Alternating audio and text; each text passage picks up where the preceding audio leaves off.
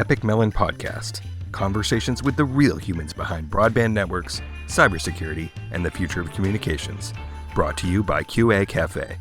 Hello, everyone. Welcome to another episode of the Epik Mellon podcast.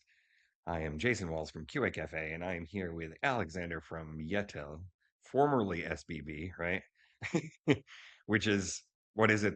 It's the largest operator in Serbia? Is that right? Second Second largest. largest? Cool. Our incumbent operator is the biggest, but we are on a stable second place. That's a good place to be because you get to be like, Yeah.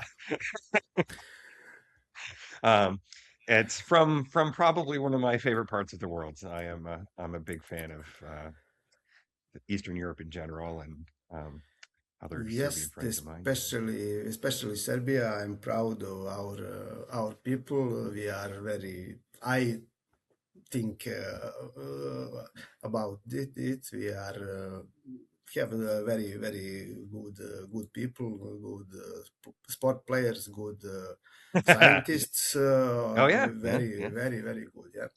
yeah. So Nikola Tesla was Indeed, Serb, and our the our legend. our, our Who man. I am convinced that he was not a Yeah, scientist. He was actually a sorcerer. yeah. Mikhailo Pupin and all those Milutin Milankovic, very famous, very good Exactly. people in science. We So I yeah. So as always, this podcast is brought to you by my employers at QA Cafe, and so the views expressed by Aleksandar and myself do not reflect those of QA Cafe or its ownership. It's the same goes for Yettel, definitely, so that we can talk about whatever we want to talk about, and there's no consequences of our actions. yeah. And because this is brought to you by QA Cafe, it is brought to you by our three great products at QA Cafe. The first being CD Router, the industry standard test platform for broadband gateways, Wi-Fi devices, and other customer premises equipment with over 10,000 test cases written by industry experts, the people behind the protocols themselves, that is fully automated and helps you build better products overall. The second is CloudShark Enterprise, which is our enterprise grade answer to doing packet analysis with tools like Wireshark, Zeek, and Suricata that scales up to global organizations, lets people share their work without downloading stuff, pushing across network boundaries, keeping things safe, keeping things secure. And the power behind that is Packet Viewer, which is the way for you to add uh, Wireshark functionality to your cloud managed networking or cybersecurity products. You can find all of these things at www.qacafe.com. All right. Thanks for being here. I finally met you in person at NetworkX. And Yeah, I was like, pleasure I is need to get him I need to get him on the show. pleasure is completely mine. I'm very proud user of your products, and I can say that CD router is very good product, unique product in the world. I think that it is very good for what is built for. Yeah, I for agree. HCP The thing I testing. like Yeah. about that uniqueness is that it allows us to be big while we're being very small, right? Because it's kind of a niche, right? So there's only 20 of us here, but I Yeah, like to think yeah, that it yeah, makes yeah. a difference. Yes. It has to be big expertise behind this when this small company, small team of people make such a good products like Cloud Shark and CD Router and everything that you are doing. And I'm proud that I know you and that I cooperate with you. Well, Also, my thank you. cooperation was very smooth, very easy, and I like to talk to all of us from the beginning, from the sellers time. People will say that sellers are not good people, but I'm not among them. I really like and I enjoyed all all phases of our cooperation. And CD router, yes, it made our life easier, much more easier, and self I don't know, self confidence, because we know that if we tested device with CD router, I can resist on some customer complaints and some things that bother me. I can say I really tested and I proved that it is working. You, it is very hard to convince me that something is not good if I have prove that it is okay. So from this aspect, it is very cool. Well, thank you. So tell me about that life a little bit. So like on a day-to-day basis, you're responsible for uh for the CPE choices and the deployment and making sure that everything's working correctly. Yes. For bug resolving, because when some support guy and some customers, when they report problem, there is always possibility that it is bug or some system error, or some something like this. But we have to work on daily basis with customer support team, just to see if some things that they are reporting are bugs, or not. So if it is bug, we are testing, or if it is some real serious thing, we have to reproduce this situation in the lab, and if we reproduce the problem, then work with vendors and resolve it. And this is so we are responsible. Actually, we are a team of 3 people. We are responsible for CPE health. in every time, every CPE has to be in good condition. Firmware has to be bug free, and everything. And this whole process is very CD router made it very easy, Well, and and much more easier. Yeah, much more easier, to be that kind precise. of puts you in a tough position, right? Because you're effectively, it's kind of a, what do we say in the US? It's like, don't shoot the messenger, right? Yeah. Yeah. Because you have to play the middleman between what's actually happening and like the vendors and stuff. Yes. Yes, you understood the very correctly. I'm often in position of we are using this term in our language, between when it's hammer, when I don't know in English how to say it. It is a guy who is putting on the horse this metal. Uh, this tool Good. is hammer, and this big stone that he is putting. I'm in between hammer and this stone. That is a really great analogy. Yeah. We have this as some people, some common in our language. We have some those things. I don't know the English word how to interpret, but I think you understood. Hmm. And on the same beginning, I would like to apologize if my English is not so correct and so good, but I hope you will understand everything that I say. No, I actually find that very valuable. Okay, Well, it's because okay. I'm actually kind of a language nerd. Like if there was a time in my life where I almost went to school for linguistics, and Oh, I I'm a firm believer that you can't really understand another language just by directly translating your own, right? You have to yeah. understand you have to understand the metaphors that the other language is using. You can't just like immediately translate it, which is why I really find it odd about the new the new AirPods. Have you heard of those? The ones where they're gonna do like live translation with AI. Ah, So yeah, like yeah, it's like I it's saw. like the Babelfish, right, from Yeah, Hitchhiker's yeah. Guide to the Galaxy. And so you listen, and Siri basically is sending it off and translating it and then playing it back for you in your ear what's actually being said. But I'm like, like how well is that going to work? Because the metaphors don't get translated, right? So like Yeah, you had to explain some being the nail between the horseshoe and the hammer, right? some things cannot be translated literally.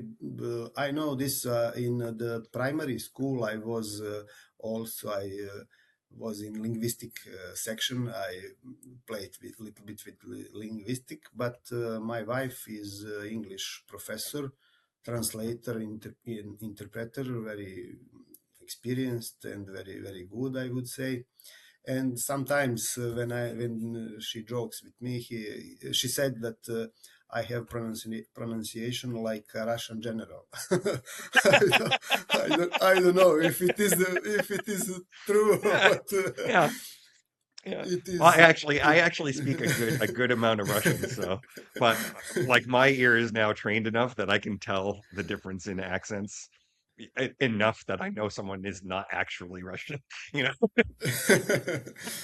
which is I Okay, guess more okay, important now than any ever. yeah, Um, yeah, no, it's exactly right. I actually had there was a friend of mine, a Ukrainian friend of mine, from Odessa, and yeah, uh, she helped me a lot when I was first learning Russian, and she gave me a CD of a stand-up comic, right? So he was delivering comedy in Russian, and I was like, if I ever get to the point where I can understand this and understand why it's funny, then you know that you're fluent in a language. yeah, You yeah. know, This is variety of languages, and this is why the we are rich, and who knows and who understand this well has the very more broader audience, and you know more broader seeing of the world, and things, and exactly, exactly. um, So how did you possibly get into networking? Did you go internet. into A to computer science? very good question, very good question. Because I graduated on university. I studied for telecommunication. It was I finished and started work on 2001. So it was really beginning of modern modern networking started, because I remember times from the dial-up modems, 56K, Oh, it's fun. very very powerful speed, and and this and since classic telecommunications, I think ex- ex- there is no classic telecommunications. Everything was now in some one converged network. Everything is going on internet network. Yeah. So my profession disappeared, and on the beginning of my career, I was first my job was in one ISP, then but very shortly later on I started in one system integrator company, and Hmm. spent around 8.5 years worked as a project manager. So it was completely out of technique. I think that when I started this part of career, and when I left this interest for networking, was that VLANs are started to implement. so, so it is very old. And after This VLANs. career, That's when the yeah. IEEE was like, wait a minute, what if we did the routing? Yeah, yeah, yeah. And after this, I spent 2 more years in NERA. NERA was a radio relay equipment producer from Norway. I don't know if you they used Andrew as antennas, and this flash was very famous. It is Andrew's sign was Andrew's sign. They produced antennas, and Nera was the biggest player, I think, in long haul radio relay equipment links. They were active in USA and worldwide, and they were bought by Israeli company Seragon, and they are now producing under this name. And after this episode, I started. I lost this job and started in SBB, and suddenly I got to from management and some non-technical things. I started work as a Wi-Fi engineer in ISP, pure really technical technical things, and I started to very quickly and fast learn and Here's your crash course in multidimensional yeah, calculus. yeah. To repeat everything I I knew before, and even what I put a little lab in my home, in my flat. So thanks to that, I have, even nowadays I have Wi-Fi authentication is WPA2 Enterprise with radius In your house? radius Nice. server and everything, because I was responsible for this part of the network, and I the best way to learn and to get familiar with this is to put it and build everything in your home. So 100%. this is 100%. yeah, this is Yeah. like this. So under with years, I think I improved my knowledge and experience and everything. And in our surrounding, it is.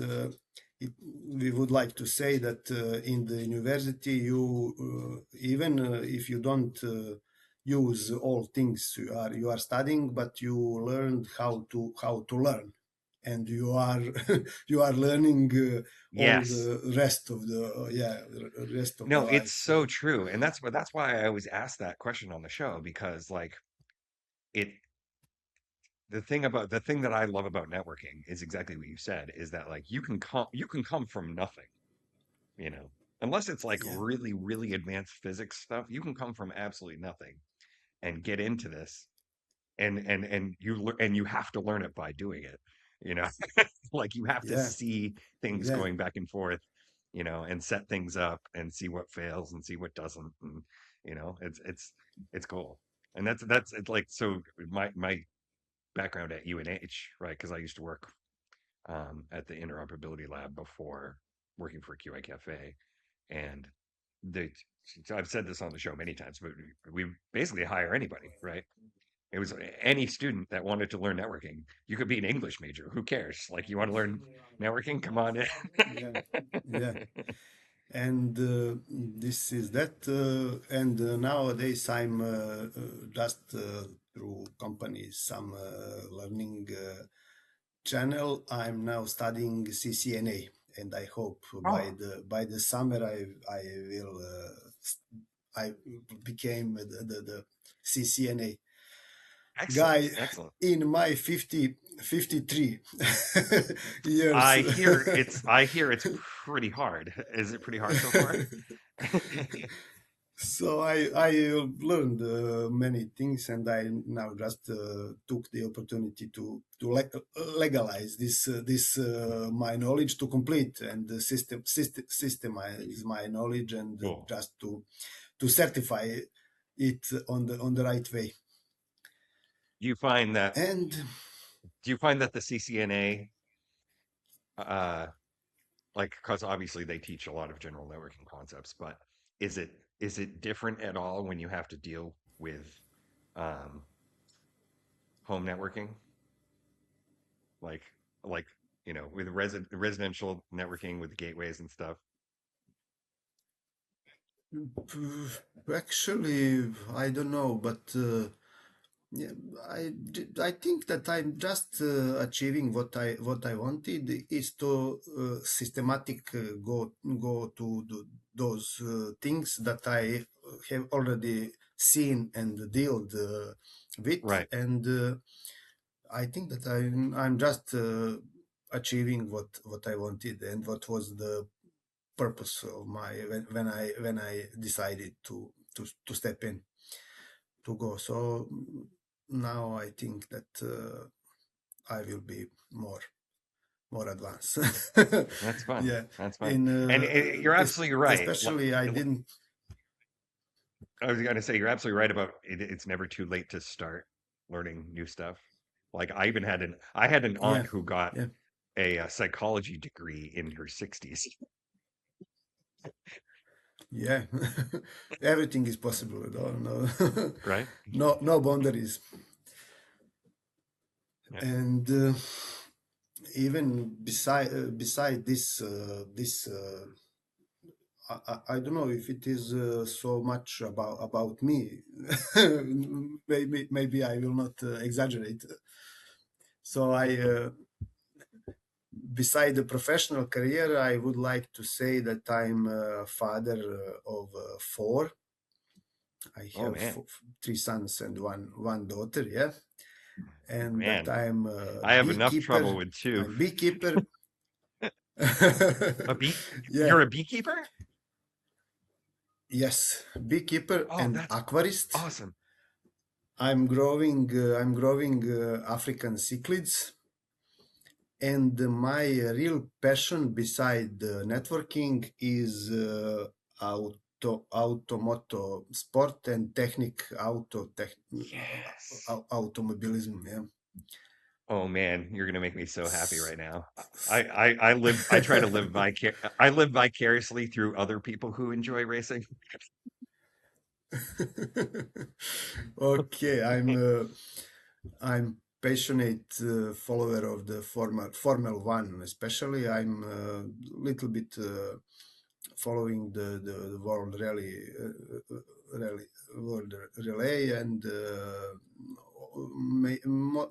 moto cyclist is really interesting in the last few years, and I'm stepping in it also little bit, but I can say I enjoy.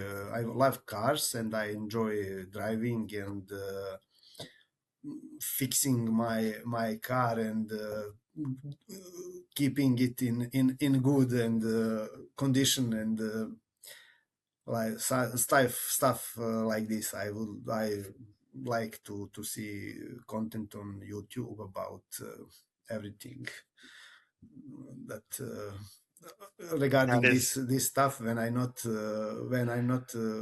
seeing the networking, I see this car stories. Oh man, so So you should this come is to the me broadband in forum meeting. short. The broadband forum meeting in Maybe Australia is that last week in March. So the week before is F1 oh in yeah, Melbourne. it is yes, but it is so far. It is so far for It me. is pretty far. Yeah. Yeah, pretty far, and It is. pretty expensive. Thanks to all of things, we are no Well, it's like in good condition. In yeah, it's far, but like I'm glad that the broadband forum is finally going there because I always feel bad because Australia is never in the right time zone to join any remote meetings. Yeah. So we have all these people who want to Yes. work on stuff and they just can't. Like they have to be up at 2 in the morning to join. So it'll be good. But I'm thinking I was seriously Yes. Yeah. considering going out there 2 weeks ahead of like a week ahead of time so that I could go to the F1 races and check it out. Okay. Very, very, very good.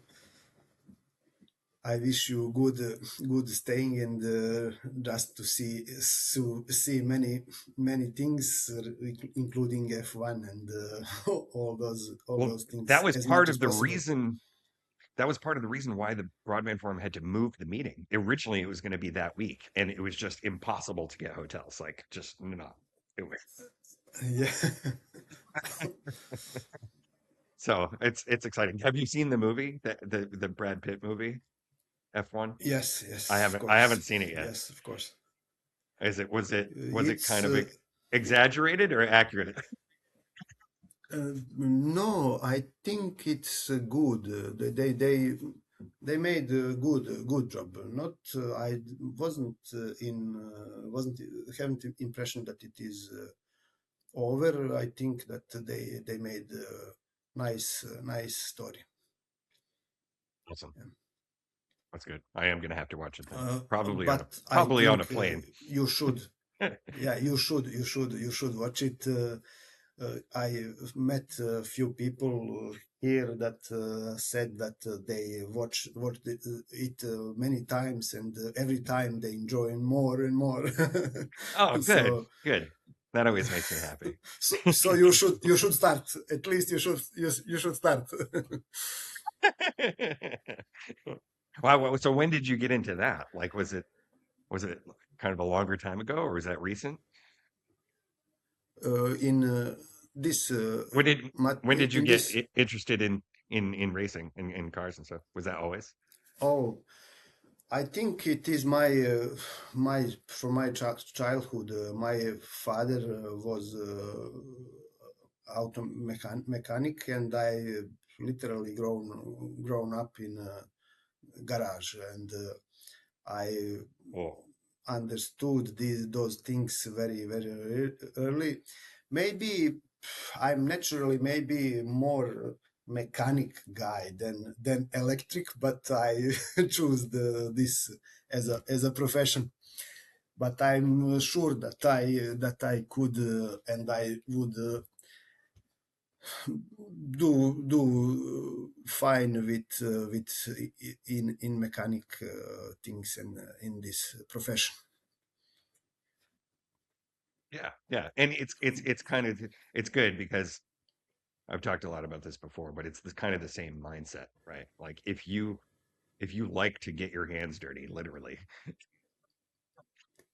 then Yeah, and dive into stuff, then computer networking is out of all of the things that you could be doing in the world of IT and computer science, networking is the most like hands-on, you have to try it kind of thing, you know. yeah. Trial and error.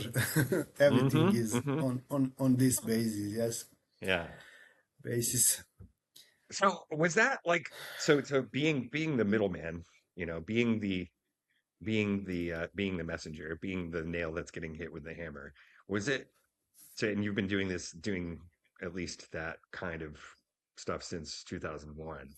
Has it always been like that? Because I've gotten the feeling, and I've just seen this over time from like who uses CD router the most versus who participates in the industry the most. It seems that operators have had to sort of take more responsibility for being the middleman and taking firmware and taking CPE and putting together and making sure that this guy's doing this and this guy's doing this. Whereas before, a lot more was just on the vendor, right? Is that accurate? Like, do you feel like that's Yeah, changed? Mm. my impression is that let's talk generally that this quality assurance is not so so serious on vendor side. I think that mass production cause that devices are going out much faster and faster, and it is this shorter time to test and to validate and to fix everything, and they just put it to market, and you have to to ensure. But as we are network operators, we have our technical support and call center. We are receiving this feedback from the field, and we are Yeah, first in the our interest is to make things good. We right. are, let's say, as operators, we are on the first on the front line of this. Yeah, yeah, right. And I assume you guys get blamed for everything. Yeah, and maybe we just realized this and organized our ways ourselves to defend those things from the field, and to ensure good service and good performance. Right, right. Is it do you find that that's something I don't know how directly you end up touching the customer feedback, but do you find that people understand that sometimes it's not your fault? Like if there's a streaming service that's not working, do they immediately think, "Oh man, Very very rarely they are understanding, because we have a lot of situations, because we are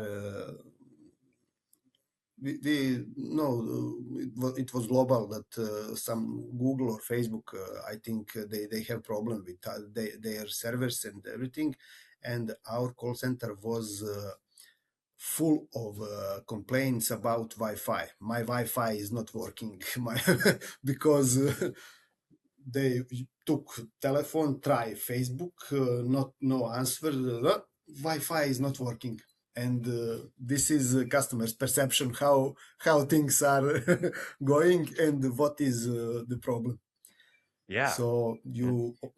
you often cannot get any useful information from this side, and you have really to put big glasses and to filter and to see among all other things, all just to recognize the right things.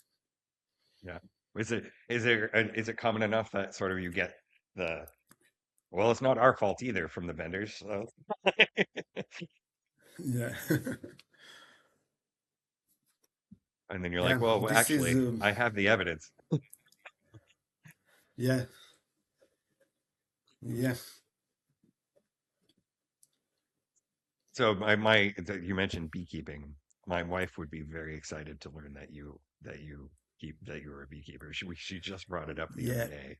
She was like, "Oh man, what if we had I'm bees?" I'm third or fourth season in it. I'm let's say also beginner in this. I decided to go in this just to provide to my family health health food, yeah, this good Yeah, product, and to just provide to myself some hobby for later days. For yeah, and it's yeah, cool because and it is such a weirdly symbiotic relationship that we have with bees, right?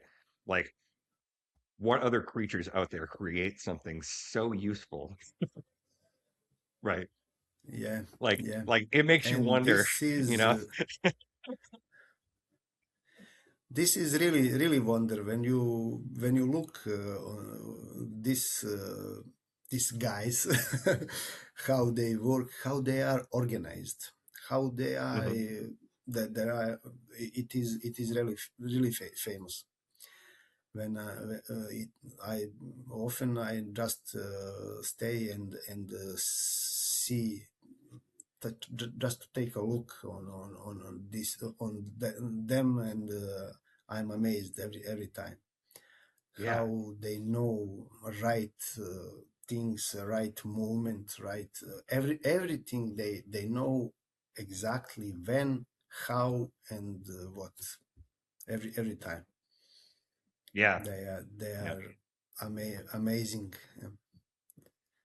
It makes me wonder, it So makes it me think a is. lot about like where the mind exists, right? Because the bees are effectively one Yeah, mind, right? yeah.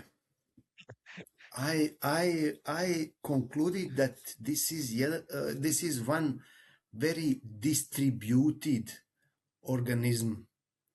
They have all parts like we have, but very distributed, and their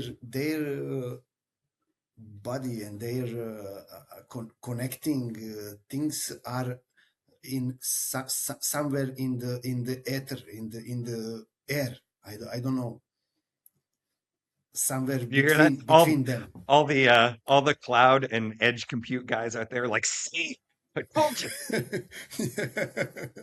Yeah. Yeah. Yeah, Yes, no, but for this real is though, really. there has to be some kind of there has to be some kind of communication that we don't see, Yeah, right? yeah, yeah, And yeah, I've also yeah, found like very recently a lot of science is kind of like discovering stuff that we should have already known, you know, where they're kind of like, oh, yeah. look, we finally discovered, we finally learned that, what was it the other day? It was like, we finally learned that whales have a very complex language. And I'm like, you didn't think that before? You know, but Yeah, especially with bees, like it has to be. yeah. And They have a way of communication. They can communicate. For example, they use movement like dance, specific Mhm. moving. They use to communicate, and Right, some combination of smell and some radiation, something, some they have a term in Serbian, but I know in English, don't know in English how to say pheromone. I think yeah, pheromones, it's yeah, yeah, pheromone, yeah, yeah.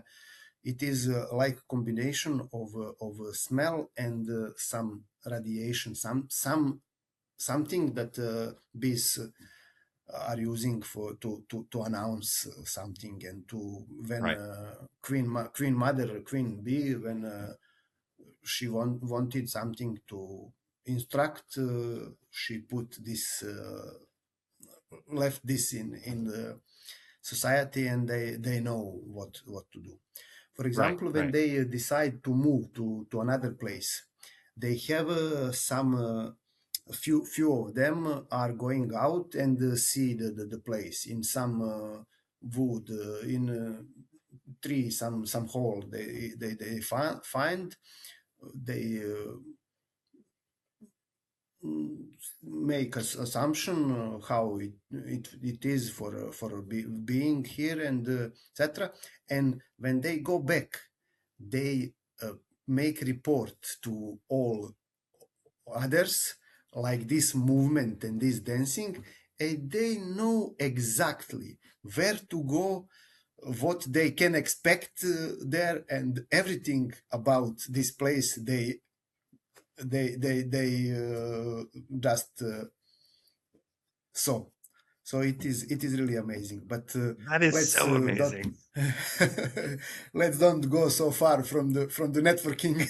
No, no, but so But I was seriously, I this was going to is bring it this is back to that also, yeah, because yeah, what do we know, right? Because it's just like I've I've said this on the show before, but I've outed myself as a philosophy major, right? So my major in college was actually philosophy, right?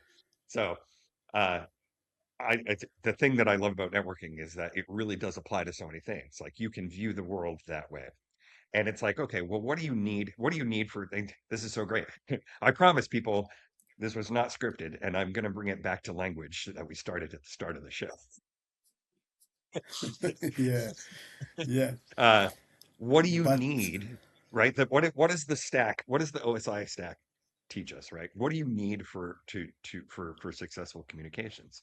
You need the medium, right?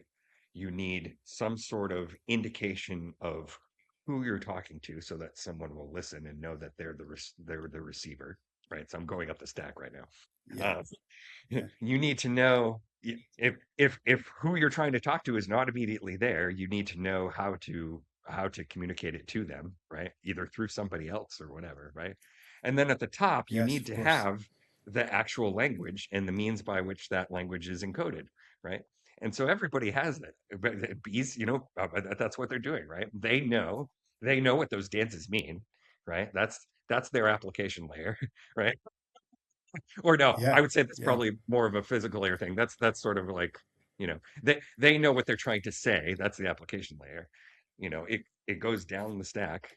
It goes either visually through their dances or through their pheromones or whatever, or through some other medium that we don't know or we don't know how to measure it yet, Protocols, you know? yeah, Yeah. protocols are implemented, and Hmm. OSI model is really, Yeah. No, it's true. It's yeah, true. And it actually happens a lot in nature. Like, have you ever uh, I don't know how much you know about mushrooms, but they've been doing so much more research about mushrooms, and that the mycelium network is a network, like quite literally a network. And trees actually send electrical signals over the mushroom network to other trees. It's yeah, like literally the plant yeah. internet. Yes, yes, yes. And I'm glad that you are naturally oriented. I think that we have everything in the nature. We have answer to all situations, all illness, everything we have answer in the nature, but it's question just how much we are knowing nature, how Right, much we are involved in it. right, right. Or the things that I've been realizing in a lot of stuff that I've listened to lately is stuff that we always knew and then voluntarily forgot, and now we're relearning it over again. Yeah, you yes, know, yes, and that's good and bad. Maybe we can do more stuff with it now than we could before if we have a better. I don't know. That's a long conversation. yeah, yeah. Yeah, cool. Well, I'm very It glad could that be very. I'm very glad that I finally got to talk to you on the show because like I said, when we met, I was like, this is the right person for Epic Mellon. I really enjoy and Good, good. I'd, with I'd be you and happy to have you on with all those again, things. and happy to have you on again. And if you are going to NetworkX again this year, then I'll see you there. What is it in Vienna? Huh. Of course, this year, yeah, that's this year in Vienna. I'm not sure, but if I will be there, we'll meet for sure. Excellent. All right. Well, thank you. And thank you, everybody, for listening. By all means, as you know, please do subscribe to this channel on YouTube and subscribe to it on Apple Podcasts too. And then you'll get this automatically delivered to you. And it lets me know that I'm doing a good job. Um, and I think you demonstrated this well because I don't know if you've ever heard me end the show, but you it's I always appreciate when people have these things that they're passionate about and you take full ownership on them. So as I say on the end of the show, own the nerdy things that you love and have fun doing them. Thank you.